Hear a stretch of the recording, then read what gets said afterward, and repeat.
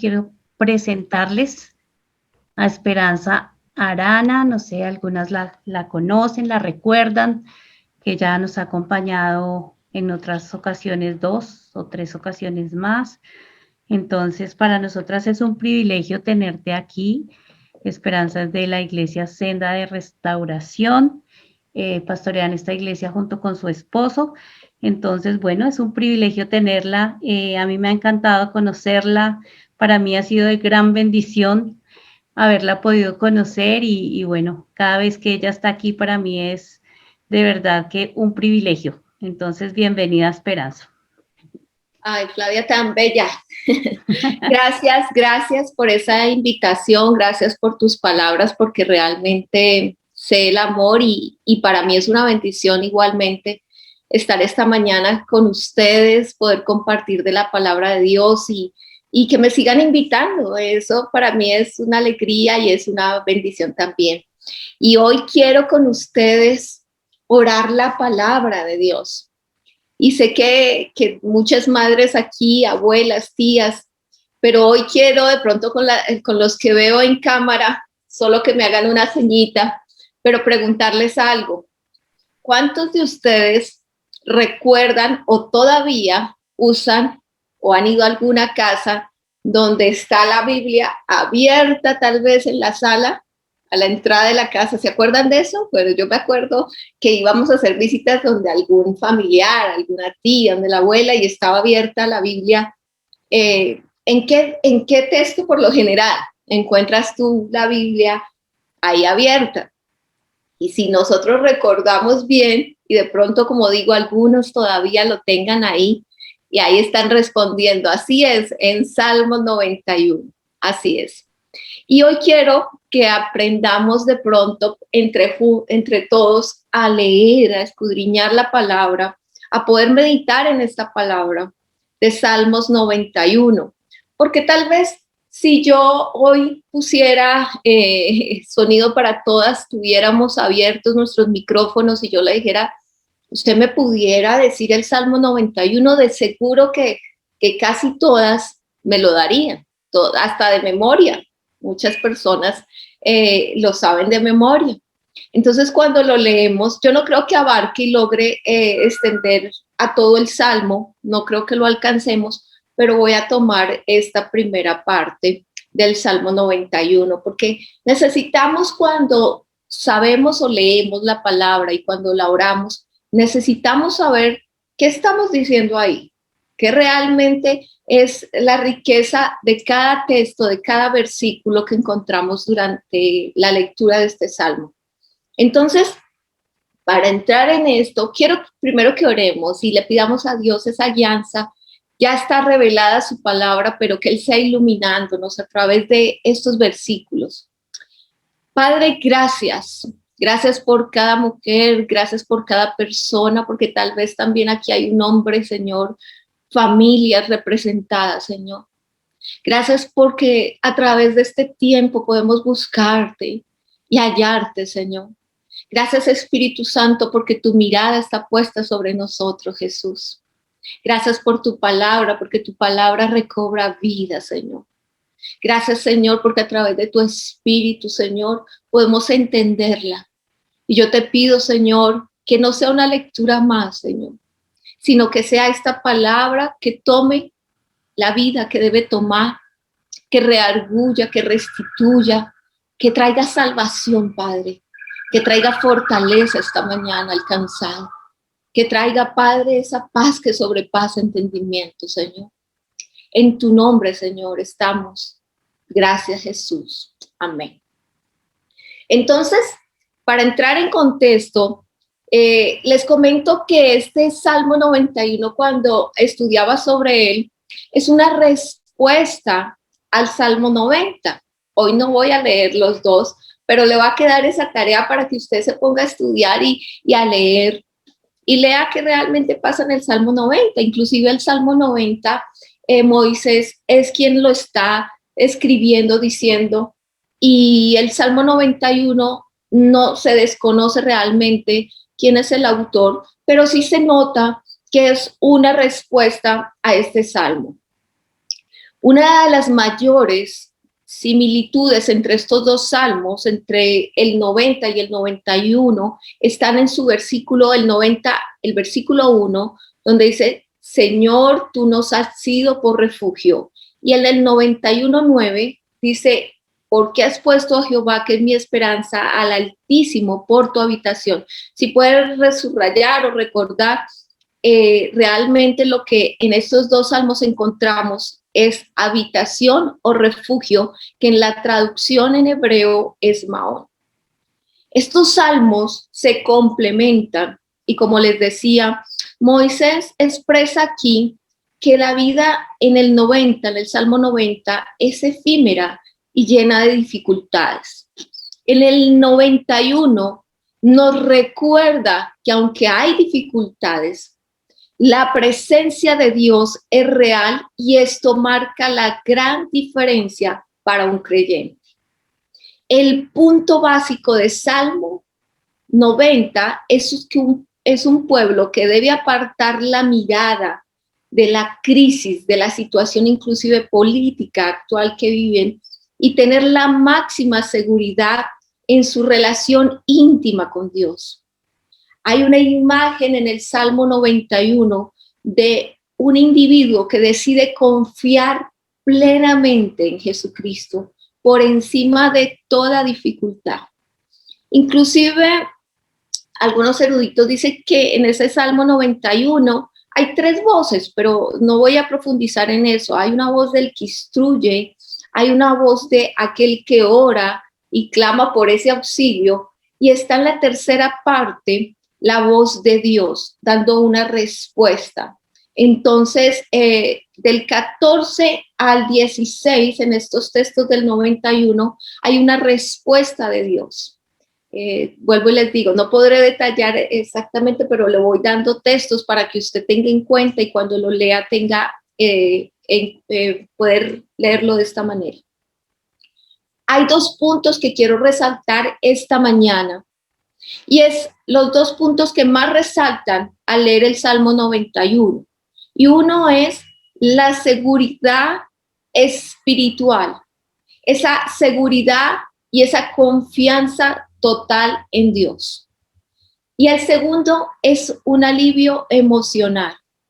Y necesitamos estas dos cosas para poder poder continuar en un mundo como nos está mostrando ahí, con diferentes dificultades, porque a la medida que leemos el Salmo 91 no encontramos una sola dificultad, sino una diversidad en dificultades que encontramos en este Salmo, donde realmente el escritor nos está llevando a ese diálogo con Dios y a esa respuesta que Dios nos da a través de esta palabra.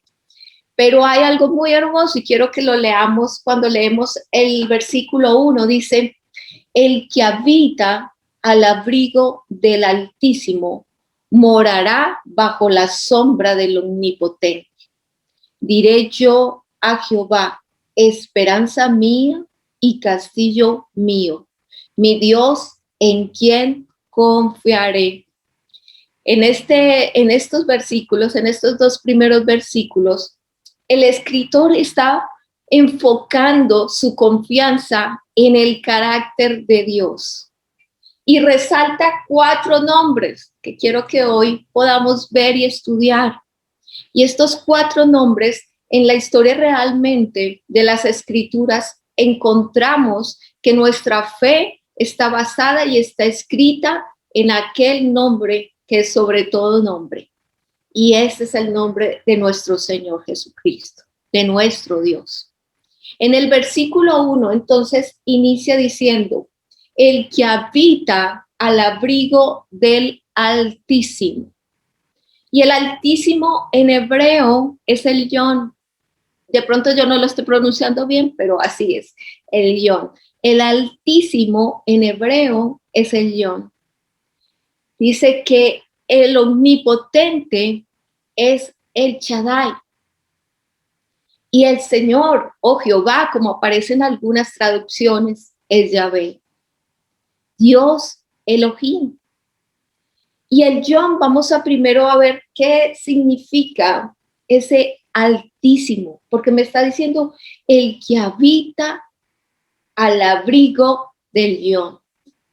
Significa el más alto, por encima de toda circunstancia. Así que cuando nosotros vamos a leer este texto, ya no lo vamos a recitar, porque parece que si hubiera puesto ya como un amuleto el Salmo 91 en alguna casa, o me lo sé y lo repito, pero sin tener la conciencia de lo que realmente significa cada palabra que está allí. Y estoy diciendo que Él está por encima de todas las circunstancias, sobre todos los dioses que ha creado el mundo, en el cual podemos poner nuestra confianza. Y ese abrigo del Altísimo, del Dios, del que habita, dice, el que habita. Y habitar es morar o vivir. Y nosotros necesitamos vivir bajo el abrigo del que está por encima de toda circunstancia. ¿Ves cómo cambia cuando yo puedo comprender esa primera palabra donde me describe que Él es el Altísimo, que Él es el Dios, que Él está sobre la circunstancia que esta mañana tú tienes, que Él está sobre tu casa, que Él está sobre tus hijos, que Él está por encima de todo lo que hoy para ti es dificultad. Pero dice que ese es el lugar más secreto y más seguro, esa protección divina, el que habita al abrigo del Altísimo, del León. Y sigue ahí diciendo, morará bajo la sombra del Omnipotente. Y el Omnipotente es, en traducción en hebreo, Shaddai, todopoderoso. El todopoderoso, el todo suficiente. Él es la fuente inagotable de toda bendición. Y no hay nada, escuchen bien, no hay nada imposible para Él. Nuestros problemas, cuando los ponemos en sus manos, no son nada. Morarás, dice la palabra ahí, morarás bajo la sombra del Shaddai. Morarás bajo la sombra del que todo lo puede. Y la sombra nos describe un lugar en movimiento. Si yo me muevo, la sombra va conmigo, ¿verdad? Pero a su vez permanece, es estable. Me brinda un reposo, me brinda un bienestar. En hebreo, el Shaddai simboliza ese pecho de la mujer que protege. Cuando nacieron nuestros hijos, ustedes de pronto recuerdan que lo primero que sucede cuando nace un bebé es pasarlo al pecho de esa mamá, ¿cierto? Donde encuentra ese calor, esa protección, y de uno, usted puede estar con el dolor más fuerte en ese momento. Yo siempre les digo a mis hijas, tranquilas, porque en ese momento se olvidó todo. Y es tanta la alegría que usted siente y es tan hermoso ese momento que ni siquiera usted recuerda nada, ni en ese momento le importa cómo está ni cómo se ve. No, es ese momento donde te pasan al bebé y lo proteges y por lo general de una vez lo ponen allí al pecho. El Shaddai simboliza ese pecho de la mujer que protege, y a través de esa primera leche, ese primer suerito que el bebé toma, no necesita más para ser protegido y crear las defensas que necesita. Aquí me está diciendo que el que mora, ¿verdad?, bajo la sombra del Omnipotente. El Shaddai es ese pecho que nos da ese abrigo, que nos da ese alimento que nuestro cuerpo necesita para ser defendidos, para crear las defensas que necesitamos para un mundo tan difícil como en el que vivimos. ¿Y cuál será esa leche? ¿Y cuál será ese primer suerito que me dan para ser sostenido cada día? Y es la palabra de Dios. Este es mi Shaddai. Mi Shaddai es en el que encuentro realmente abrigo, donde me meto bajo esa sombra, donde realmente puedo encontrar todo lo que hoy necesito, las defensas que necesito. Y si lo sabemos como mamás, que los bebés que realmente no pudieron lactar son vulnerables a muchas enfermedades y a muchas situaciones. De hecho, se hacen campañas para motivar a esas mamitas que no quieren dar todavía de ese pecho por vanidad o por lo que sea. Pero se da para que realmente la mamá entienda que allí hay una protección, que allí el bebé se puede sentir seguro. Y el Señor nos está poniendo en este contexto, está escrito para decirte a ti, para decirme a mí, mora bajo ese abrigo, permanece en ese abrigo, succiona y aliméntate, porque así tendrás las defensas que necesitas. Y vemos como tercer nombre el Señor o Jehová. Dice, diré yo a Jehová, esperanza mía y castillo mío. Y ese significado en hebreo es Yahvé. Y ese es el nombre que Dios revela a Moisés. ¿Desde dónde? Desde la zarza ardiente. El yo soy. El que anuncia que está con nosotros. El que nunca cambia. Eso significa. Cuyas promesas permanecen fieles. Amándonos con un amor inagotable. Un amor de pacto. Aún cuando nosotros somos infieles. Él es el cual nosotros rendimos y debemos rendir nuestra obediencia. Quien nos libera de la esclavitud del temor. Dice, refugio, fortaleza mía, esperanza mía. Quien cumple cada promesa que está escrita. El yo soy. Yahvé, el que permanece y que su presencia nunca nos deja.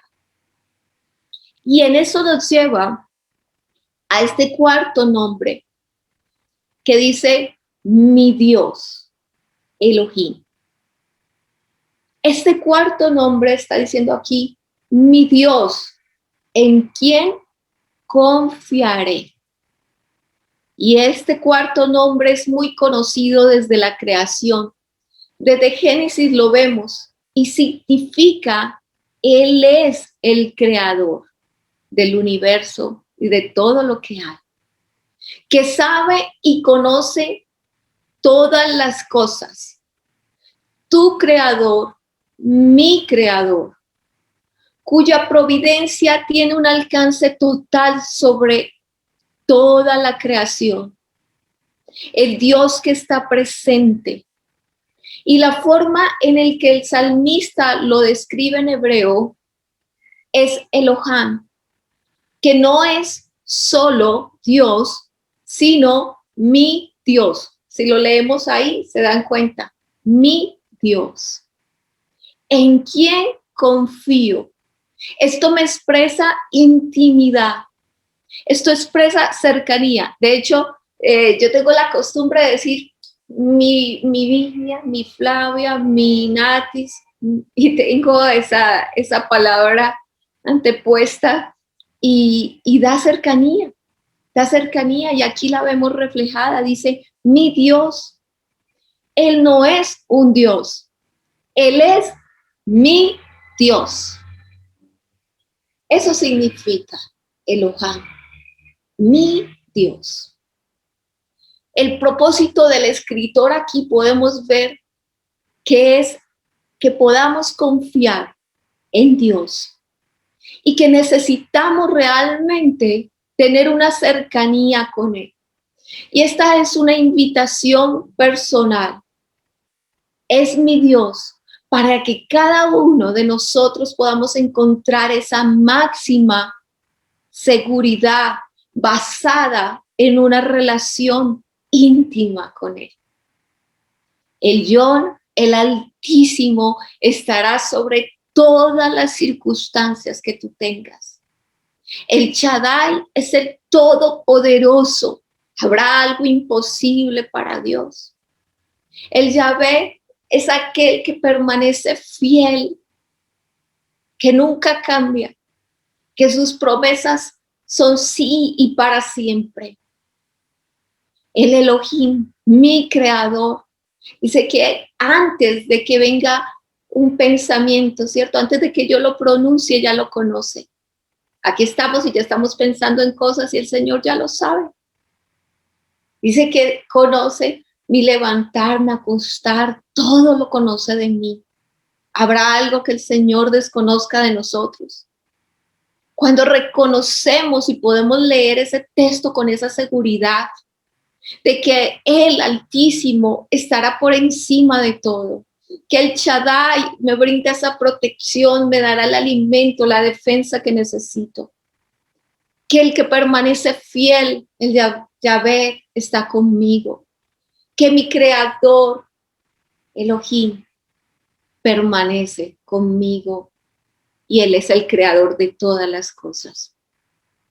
Así que en el Nuevo Testamento quiero que miremos y les voy a compartir un poquito de esto, porque no es solo suficiente tener confianza, es saber en quién pones tu confianza.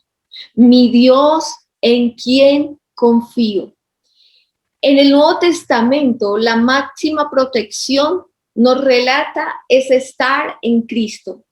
Y el apóstol Pablo utiliza esta terminología una y otra vez, diciendo en Cristo. Y esta es la paradoja más maravillosa.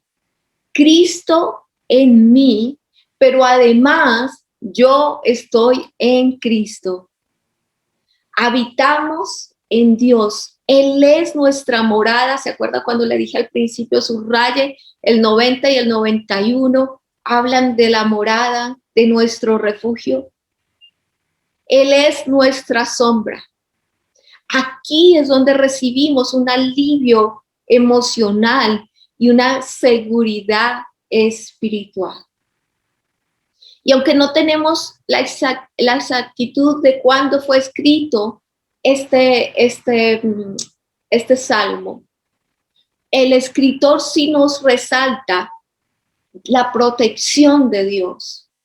Y hoy voy a leerles, no tengo mucho tiempo más, pero quiero desglosar algunos de los versículos que hay ahí. Y en el versículo 3 dice: Él te librará del lazo del cazador y de la peste destructora. Pero voy a leer el verso 3, donde dice: Él te libra del lazo del cazador. Y aquí hay una metáfora que se refiere a esa trampa que hay para las aves cuando se hacen vulnerables al tocar la tierra para comer o anidar. Y habla en esta frase, en este primer texto, habla de unos cazadores astutos quien lanzan una red o una trampa. Y tú pudieras estar ahorita pensando, wow, hay una trampa que le lanzaron a mis hijos. Hay una trampa que lanzaron para mi familia. Hay una trampa, una red en la que hemos caído. Hay diferentes trampas. Y en esta metáfora se está refiriendo a un ave que queda atrapada en esa red. Y Eclesiastés, voy a ir un momento ahí para leerles estos textos. Eclesiastés 9:12 también me refiere a esto. Dice: porque el hombre tampoco conoce su tiempo, como los peces que son presos en la mala red, y como las aves que se enredan en lazo. Así son enlazados los hijos de los hombres en el tiempo malo. ¿Crees que estás en un tiempo malo? Cuando cae de repente sobre ellos. ¿Qué ha enlazado nuestra vida? ¿Qué ha enlazado la vida de tus hijos? ¿Qué tú puedes pensar que es ese lazo de ese cazador astuto, quien lanzó esa red para atrapar? ¿Qué pudo haber atrapado? La pornografía, la idolatría, la mentira. Cualquier adicción puede ser esa red que esté atrapando. Pues aquí esta palabra me está diciendo, Él te librará del lazo del cazador. De ese que te tendió la trampa, el Señor está diciendo que Él te librará. En Salmo 124, capítulo 124, versículos 7 y 8, voy a buscarlo. Dice, nuestra alma escapó cual ave del lazo de los cazadores. Y esta segunda parte dice, se rompió el lazo y escapamos nosotros. ¿Quién rompió ese lazo? ¿Quién abrió esa cortina y nos dio un acceso? ¿Quién rompió ese velo? Más que Jesucristo en la cruz. ¿Quién nos da esa cercanía y nos libra? Y esta figura nos está diciendo que Él puede librarnos aún cuando el creyente, aún cuando nuestros hijos han caído en esa trampa. Qué hermoso es leer y decir, nuestra alma escapó cual ave del lazo del cazador. Se rompió ese lazo y escapamos nosotros. Y ahí en el versículo 8 de ese mismo salmo dice, nuestro socorro está en el nombre de Yahvé, quien hizo el cielo y la tierra. El que creó todo. Nuestro socorro de ese cazador, de ese astuto que dice que el enemigo es como el astuto que está pendiente a quien devora, a quien atrapa. Pero dice que nuestro Señor nos libra, que rompe ese lazo y nos da esa libertad para escapar de allí. Dice que Él es nuestro socorro, quien creó todo. Y en esta figura tan hermosa comprendemos al leer este salmo aún mayor. Cuando tú lo estés diciendo y cuando tú lo estés orando, cuando tú ores la palabra, vas a orar de esta manera. Por ese hijo, por esa hija, por ese nieto, por esa persona que tú tienes en oración, que sabes que ha caído en ese lazo, sabiendo que Él lo librará. Amén. Y en el verso 3 habla de la peste destructora también. Dice, Él te librará del lazo del cazador y de la peste destructora. Según lo que encontré en el estudio, algunos eruditos hablan de dos traducciones aquí. Hablan de que la peste era propagada realmente en el pueblo, realmente lo que hemos vivido durante todo este tiempo, tal vez una peste así. Pero algunos llegan a la conclusión que lo que hay aquí es un error en traducción de palabras, de solo unas vocales de diferencia. Les voy a decir por qué. Porque dicen que al traducirlo en pestilencia se escribe deber. De pronto, vuelvo y le digo, no lo pronuncio igual bien en hebreo, pero se escribe deber, pestilencia en hebreo. Y palabra es dabor. Entonces, palabra es como la definición de lo que están diciendo aquí. Realmente la traducción no era pestilencia, sino la traducción era palabra y solo hubo un cambio de vocales.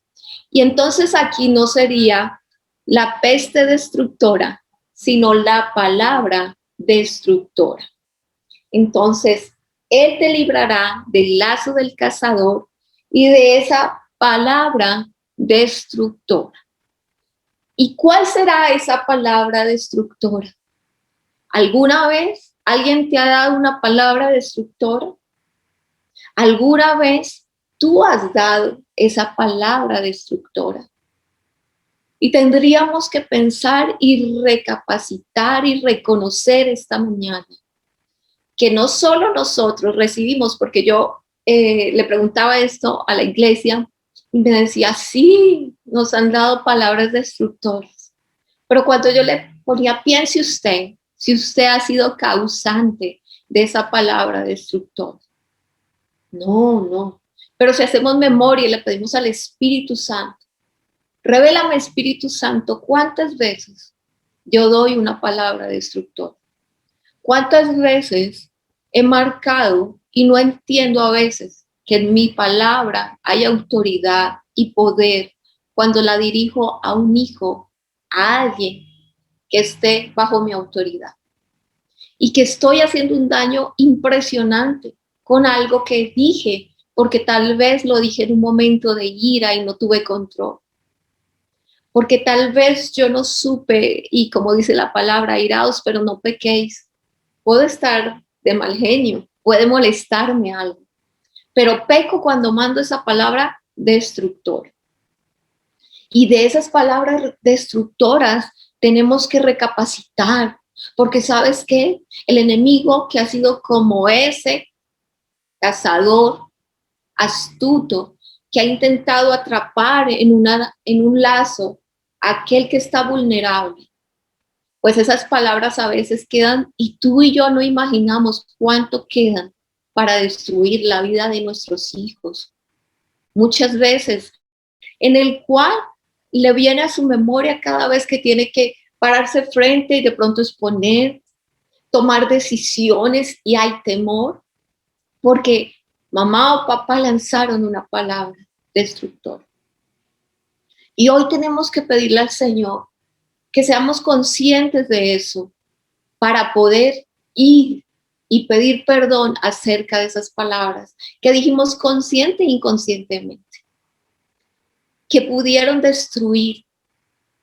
Y yo te lo digo honestamente porque he hecho este ejercicio. Me he sentado porque muchas veces, o cantidad de veces, castigué con ira y pequé. Y al castigar con ira y pecar, es porque realmente decía lo que tenía y quería decir solo por hacer doler, por herir, pero realmente era sin mucha conciencia de que esto iba a traer realmente algo más fuerte para la vida de mis hijos. Y cuando he podido sentarme con ellos y decirle perdona, porque yo no quise decirte esto, porque lo lancé en un momento de ira, porque te dije una palabra que no es real. He tenido que reemplazar esas palabras por la verdad de Jesucristo, pero nosotros tenemos que ir y tomar ese derecho que algún día entregamos, que un día soltamos, para volver a decir, ¿sabes una cosa? Perdóname, me equivoqué. Y cuando tú logras eso, hay una victoria impresionante en ese perdón, en ese reconocimiento. Y a veces creemos que como padres no podemos, porque es que si yo le digo que me equivoqué, pues entonces voy a perder autoridad. Todo lo contrario. Él va a librar, el Señor, de ese lazo, de esa red, de eso que se tendió por esa palabra destructora que se envió. Y en este cuarto versículo dice, con sus plumas te cubrirá y debajo de sus alas estarás seguro. Y esta es una metáfora, así nos damos cuenta que usa diferentes metáforas. Y en esta es un ave madre, quien protege y despliega sus alas para dar una mayor protección. Y esta misma metáfora es usada en la Biblia en varias ocasiones para representar la máxima protección de Dios sobre los suyos. Que el Señor dice en el Evangelio de San Mateo, en el capítulo 23, versículo 37. Ya lo voy a buscar.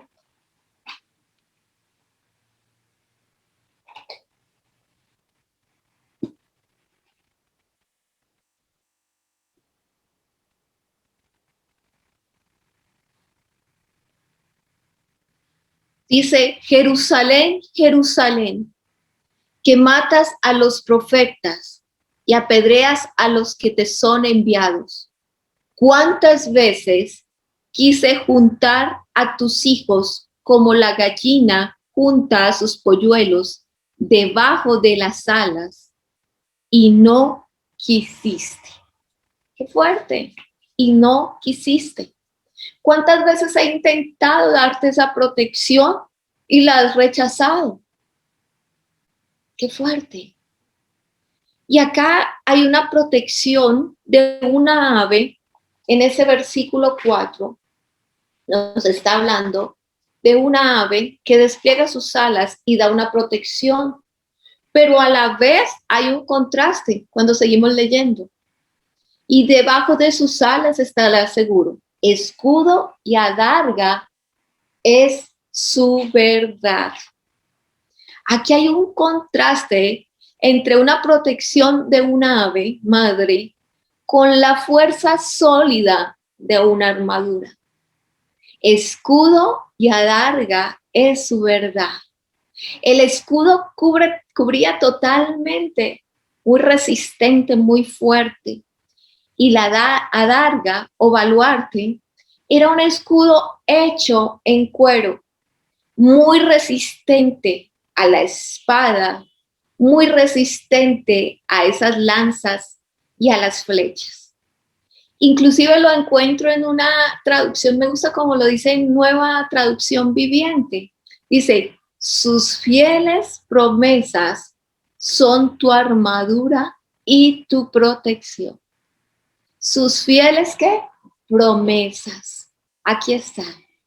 Esto nos habla de la fidelidad de Dios, quien nos ofrece diferentes tipos de protección según nuestras dificultades, en las diferentes batallas que atravesamos. Ahí está su fidelidad. Hoy el Señor te está diciendo, ven, métete bajo mis alas. ¿Cuántas veces he querido protegerte, meterte bajo esas alas de protección? ¿Cuántas veces he querido poner ese escudo que va a contrarrestar todo lo que te están enviando, toda esa flecha, toda esa lanza, toda esa espada que te han lanzado? Pero ¿cómo vas a ser protegido? Con sus fieles promesas, porque las fieles promesas de Dios serán la protección y la armadura que necesita tu casa, tus generaciones. Yo tengo que tomar este escudo, esta adarga que es su verdad, y ponerla frente a la vida de nuestras generaciones, sabiendo que bajo esa sombra estarán seguros, pero sabiendo que hay una adarga que es flexible a cada movimiento, pero que a la vez hace un cercado de protección. Sé que su escudo está alrededor de nosotros y que levanta nuestra cabeza, dice también la palabra. Entonces podemos encontrar en diversas situaciones toda la protección que necesitamos. Y en el verso 5 habla, no temerás al terror nocturno, ni saeta que vuele de día. Voy a tomar esta primera parte porque ya voy a concluir. No temerás al terror nocturno. ¿Qué es el terror? El miedo que debilita, el miedo que paraliza. Yo les contaba a ustedes, no sé si les compartí, no recuerdo, pero con mi hija mayor, ella empezó a tener episodios cuando estaba adolescente de epilepsia. Eran muy fuertes. Y los gemidos, los gritos, la verdad, en nosotros empezaron a paralizarnos, a temer totalmente. Tanto que cada vez que ella tenía una convulsión y ese gemido y ese grito, era algo que nos dejaba totalmente paralizados. Solo mi hijo mayor, podía reaccionar y auxiliarla. Para mí era un bloqueo total, hasta que fui aprendiendo. Pero de repente ese temor y ese terror entró a la casa. Y era tanto el miedo que no queríamos dormir, no queríamos cerrar los ojos ni descansar, porque ella tenía una habitación un poco más lejana a nosotros. Le poníamos monitores y ella no se dejaba porque estaba empezando su adolescencia, preadolescencia. Era muy fuerte ese cambio para ella, junto con todo esto que estaba ocurriendo. Entonces, tuvimos que adaptar muchas cosas y yo en las noches yo le dije al Señor, yo ya no puedo dormir. Pero fue que se volvió terrible, ustedes no se imaginan. Era tanto el miedo que se sentía en mi casa, era un terror nocturno. Esas noches eran terribles, hacíamos vigilancia cuando ya nos caía el sueño alguno, descansaba y hacíamos relevos, pero era horrible. Teníamos miedo de que llegara esa noche, cada noche, porque nuestro miedo era pensar de que le diera la convulsión y ninguno estuviera escuchándola para auxiliar. Tengo que resumir para terminar, pero el tema es que una noche ya no aguantamos más este miedo que sentíamos tan paralizante, que oramos y le pedimos al Señor que tomara control, y recuerdo que esa oración se la entregué y le dije al Señor, aquí está, es tu hija, y si tú te la vas a llevar, tú darás la fuerza que nosotros necesitamos. Pero lo único que yo te pido es que cada vez que ella convulsione, yo pueda estar a su lado. Te lo pido. Y esa fue mi petición. Una noche quedamos dormidos profundos después de hacer esa oración. Y yo creo que iban a ser como las 2 de la mañana cuando de pronto con mi esposo quedamos con los ojos abiertos y nos miramos. Parecía que allí, como si él me hubiera hecho así y yo le hubiera hecho así a él. Y nos miramos, ¿tú me llamaste? No. ¿Yo te llamé? No. Entonces alguien nos avisó y corrimos, no tuvimos ni que hablar y corrimos a la habitación. Cuando encontramos a nuestra hija, la encontramos con una almohada, con pues esa fuerza que hay al tener una convulsión, hay mucha fuerza, muy erguida, con una almohada que la estaba ahogando, ya convulsionando, y la almohada era tan fuerte ahogando. Cuando mi esposo quitó esa almohada, ella ya estaba morada y ya él solo me miró como, no está respirando. Yo lloré, tiré al piso, no créanme, no podía ni orar. En ese momento rápido llega ambulancia, paramédicos, todo, teníamos nuestra otra hija muy pequeña. Yo olvidaba siempre a mi hija menor, eso es otro, para contarles otro día un testimonio. Pero bueno, el caso es que quedábamos concentrados, la reanimaron 3 veces hasta que dijeron, ya ella está respirando. Cuando ella volvió en sí, todavía perdió el habla un tiempo, la memoria fue muy fuerte porque tuvo 3 crisis seguidas.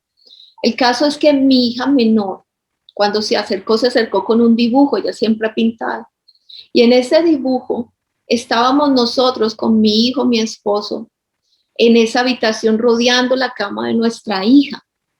Y había un señor parado, muy erguido, al lado de la cama de nuestra hija en ese dibujo. Y le dije a mi hija, Sofía, le dije, amor, él es el paramédico porque habían 4 paramédicos. Y me dijo, no, él no es el paramédico. Ella apenas tenía como 6 años, creo que iba a cumplir. Y le digo, ¿quién es? Y me dice, él siempre ha estado aquí. Él siempre ha estado en la cama, al borde de la cama de Natalia. Y han pasado muchos años, el Señor sanó a nuestra hija. Pero siempre, esto toca mi corazón, ver ese dibujo, es recordar que Él siempre está y estará con nosotros. que Él escucha tu oración, que Él escucha mi oración.